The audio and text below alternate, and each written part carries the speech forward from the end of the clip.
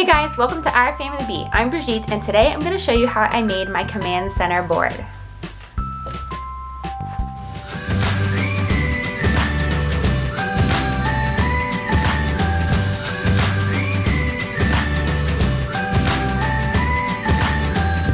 If you're a busy person and you have schedules and notes and stuff that ends up all over your house and you want a way to organize it so that you can be in control, this is for you. I have wanted a command center board for the longest time, and we finally implemented one about 6 to 8 months ago, and I'm telling you, it has been awesome. In fact, we were waiting to film it until today, and so it's been 2 days without it filled out, and it's driving me insane because I keep referencing it and I'm like, oh no, it's not filled out. So it is definitely helpful. So if you want to learn how I do it and how I organize our life basically, then keep watching. I have scoured the internet for a board and I could not find one, so I decided to make one. So there's a couple key sections that I use, and I'm going to show you what they are and how we implement them. So let's go. The first section is the month at a glance section. This is very helpful for us because my schedule and the hours I work change every week. So I go ahead and put up all of my hours right away after I fill in the new month. So you can see we did February here, and it's a leap year, so it's leap day. But in this section, I put my schedule for 1 and 2, any important dates like days the school is closed, big event days for Brandon, holidays, any sort of stuff that I want to see at a glance for the month. So you can see over here I have the day, which I just hand lettered on some cardstock. I can link those pens down below, but every day is here and I just physically write in the date of that day. Next we have Brandon, Brigitte, Benjamin, and Brielle. And you might think, why do the kids need one? Well, because they have school. Sometimes the school is closed, sometimes they have doctor's appointments, so it's very helpful to write their name in a column. Plus, I can write something specific about what they maybe need to eat, if there's a babysitter, for lunch and dinner, and what time their naps are, and any schedule that they may have for that day. So you can see I have Brandon's work schedule, I have my work schedule, and then I have both of the kids who are in school. After I fill out that week at a glance, I do a notes section. This is over here, and this is where I'm going to do a brainstorm of meals because, as you can see down here, we're going to get to the meal planning section. Okay? Before we get there, I'm going to show you the notes section.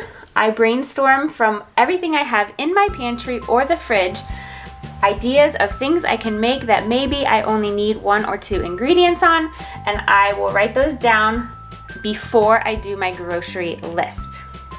After I have brain dumped and put all of my ideas for meals that we can have for the week, I write out a grocery list on the side or in my phone, and then I meal plan.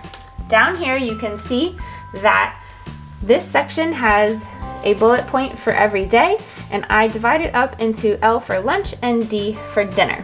So I place each meal on a lunch or dinner line, or sometimes if it's a crazy week and I'm not sure where everything's going to go, I will keep it up here, but this way I know, and this way Brandon knows these are the options for the week. So if things are already made, those would be first. So I've already made buffalo dip actually, and carnitas, so if I don't specify to Brandon what day those are on, he knows, okay, this is in the fridge, so these are options to eat right away. The section that is really cool is this little section up here where we put quotes, and we change it out every now and then. So right now we have a saying, love over lists, which is a reminder mostly to me because I'm such a list person and I like productivity and I like to knock things out, hence the board in general. I tend to do the lists instead of remembering that to get the list done, there are people involved and those people need love. And not just romantic love, but they need to be valued and shown that they're valuable. And it's not that I don't value them, but sometimes I forget to show it because I'm just so focused on the list. So love over lists, that's for me. And here, you are what you repeatedly do. I feel like that's kind of self-explanatory, but our lives are made up of the little things that we do day in and day out. So that's just a reminder that nothing is small, everything is actually big. The last section is the to-do section. That is this section right here, and this is where I keep an ongoing list of things that we need to do around the house. So this is a section for ongoing household projects or things I need Brandon to do or things that are just random that I know I need to get done and I'm in the kitchen and I need to jot it down. To make this board, all you need are a few items. A big whiteboard, whatever size you feel like will fit your family's needs. We have a very large one because I knew I wanted to add a lot of sections. You will need some washi tape, which is what this is called. I will link it down below. A couple of different types of that. You will need pens or hand lettering markers, some cardstock, and something to hang it on, and dry erase pens. I tend to mostly use black, although we have a lot of colors, and I do sometimes like to use those. Everything that I find on Amazon, I can link down below, so go ahead and check out the description box. Before I started doing all the washi tape on here, I actually sketched out the sections that I wanted in a notebook, and I laid it out how I wanted it to be on the board. So if you're making your own, this will be super helpful to be able to see it before you start putting tape on and then realize, oh no, that's not how I want it, and figuring out all the kind of dimensions and stuff like that. So I would highly recommend you do that first. In our old house, I had this around the corner in a hallway that was not in the kitchen. I will tell you that if you can at all make space in your kitchen or literally like not more than 2 steps outside of your kitchen, this is the place for you to put the board because the kitchen is the heart of the home and we are always in the kitchen all the time. So to have it right here and to have it right here next to my refrigerator and the pantry is very helpful when I'm doing this section over here where I'm brain dumping meals and ideas of food that we already have that need to transfer into meals and then making the meal plan. I am literally right next to all the food, so I don't need to go into the kitchen, then go back here, and then go back into the kitchen, and that would never happen, and we would end up spending so much money on groceries because I would not be meal planning. This makes meal planning so much easier, and also if you want to see how I meal plan, I'm going to link in the description a video that I did on it, and I will link it in the cards up here. So I highly recommend trying to find a space in your kitchen or not far at all from your kitchen. Now, in our old place, since it was around the corner in the hallway, I had a file folder on the wall next to it, which if I had space in here, I would keep it here. It's around the corner by the laundry room, but it works, it's hidden. I keep papers there for every person. Every person has a folder. There's also a bills folder and an ASAP, like I need to respond to something, folder. So that would also be part of my command station, although it is not on the board.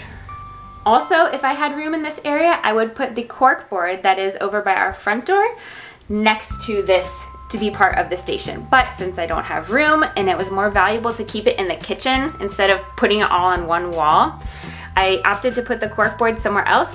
On the cork board, I put papers from the kids' school, things for them, artwork, that kind of thing, all pinned up there, and I can change that out every week. I wanted to make this video because I had a few requests to do it, and I wanted to be able to show you guys that even if you don't have a set schedule, which, you know, I crave because I love routine and I love schedules and I love lists, but since that is not our life, I wanted to be able to organize it in one cohesive area that would be helpful to all of us, that we could all access. So I hope that by seeing ours and the way we do it, it would give you inspiration to be able to do it in your life. I tend to be an organized person, but I know that a lot of people out there, being organized is not natural for them. They're not incapable, but they just need a little inspiration. So I hope that seeing how we do it with 4 people in our family with multiple different types of schedules and how we meal plan and how we're trying to stay in a budget, I hope this inspires you and encourages you because it's really not as hard as you might think. If you like what we're doing and you want to see more, don't forget to subscribe and hit the notification bell so you don't miss anything else coming out. You can also connect with us on social media at OurFamilyBeSocial and check out all this information on the blog at OurFamilyBe.com. All the links and stuff will also be posted there. If you like this video, don't forget to hit the thumbs up. It really helps out our channel. And if you want to watch how I sick meal plan, click right over here. The subscribe button is right here. And until next time, don't forget, life is better together.